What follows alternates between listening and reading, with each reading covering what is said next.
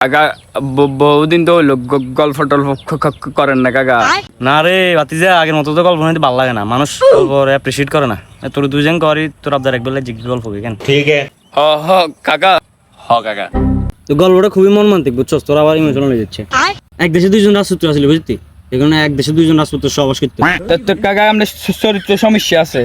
মেয়েটা ওই সহবাস হইব, এটা বসবাস হইব। ও ও ও আচ্ছা, বসবাস। এক দেশে দুইজন রাজপুত্র বসবাস করতে, বুঝছস? তারপর একদিন আমরা এরকম যে হাতরে আইছি, এখানে একদিন দোনো হাতরে হাঁটতে গেছে। अच्छा। তো ওই হাতরে হাঁটার সময় এক ভাই ওরা উঠতে হয়ে গেছে, উঠনা খাই, বুঝতি? কাকা কাকা কি কি কি কি হইছে?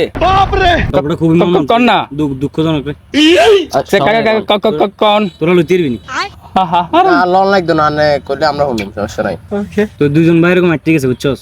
একজন হচ্ছে উন্ডাকে হয়ে গেছে, এরা কয় ও ভাই রে ভাই, নাম কত আনিলে তো মাথা দে।